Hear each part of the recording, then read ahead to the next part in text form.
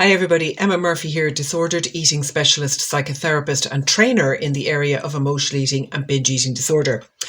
And this series of videos is designed to help qualified health professionals who want some more tools and resources to be able to effectively support clients who disclose emotional eating and binge eating disorder.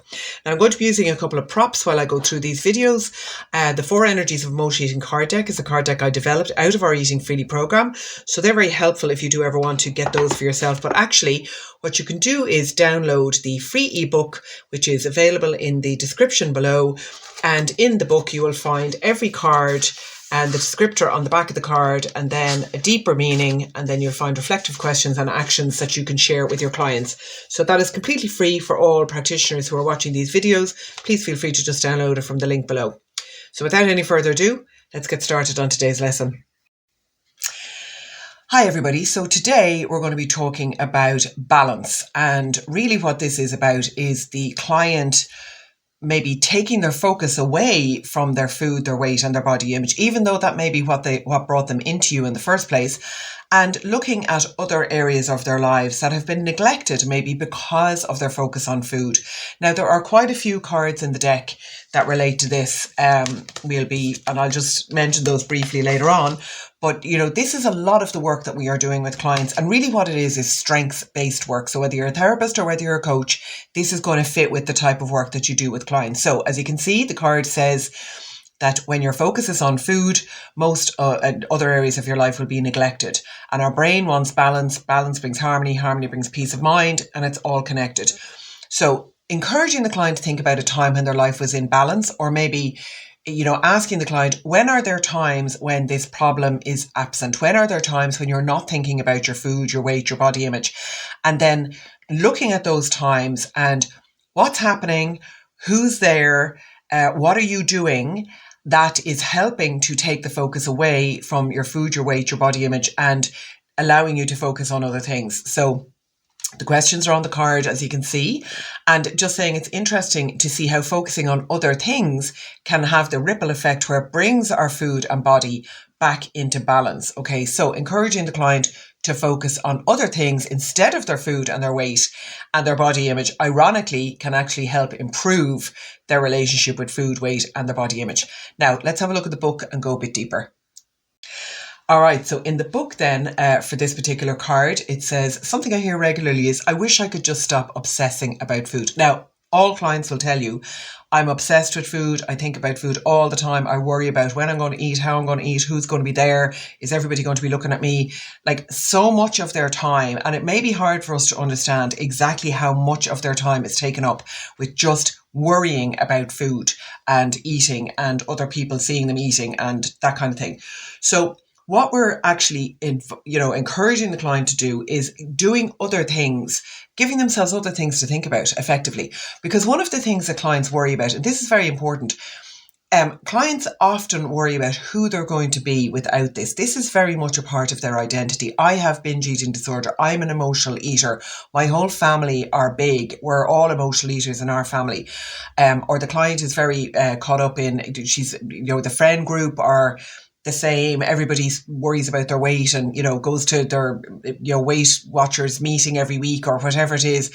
And that's very much a part of the client's identity. So there's a fear in the client, conscious or unconscious, that, if this is resolved, if we just like wave a magic wand and it's all gone, suddenly they don't know who they are. They don't know what they're going to do with that time that they're going to reclaim. What's going to be in their head if they're not worrying about food.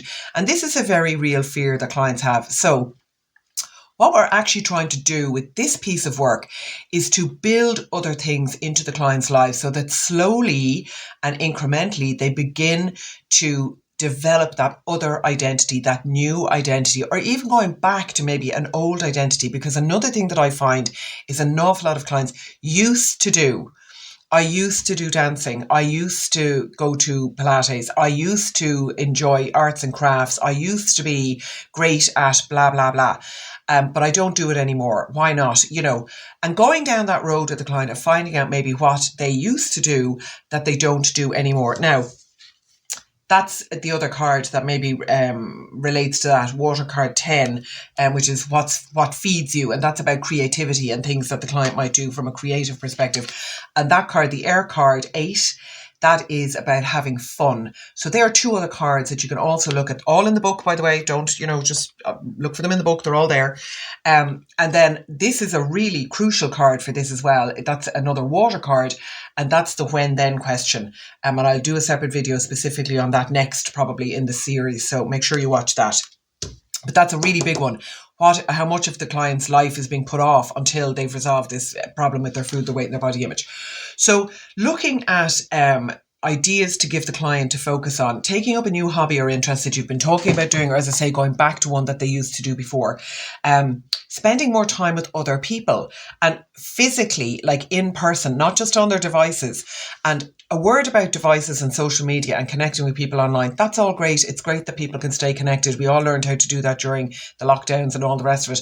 But what's very important for our clients is meaningful connection. And also going on the phone and, a bit of Snapchat or a bit of TikTok or whatever it is, that's cheap dopamine. Okay. And this is something that is really crucial for our clients because, of course, so is emotional eating. So is a hit of sugar or salt or fat. That's cheap dopamine. But what we want is to build up other activities and areas of the client's life where they're actually getting good dopamine, the dopamine that you get from having had a great hour with a friend or a really good laugh on the phone with somebody, or time spent in nature, or the pleasure of making your candle or fixing your, doing your craft project or creating your homemade birthday card for your family member, or whatever it is, potting up your plants, potting up your herb garden, whatever. But helping the client to just build a bigger life for themselves that doesn't revolve around food and their weight and their body image organically takes time away from spending it obsessing about the food and their weight. So that's what we're trying to do, because we build up the sense of accomplishment then, and that's where the good dopamine comes from. And really what we want to do is through replacing their cheap dopamine sources with really high quality dopamine sources, if that makes sense. Because of course, emotion eating and binge eating is all about dopamine, but it's a quick hit of dopamine followed by a very heavy hit of cortisol and stress and shame and guilt and disgust and remorse. You're not going to feel shameful or disgusted or remorseful if you plant up your herb pot or make a homemade birthday card for somebody and see the pleasure on their face when they get it, or come back from a night out with a friend or a coffee or a walk.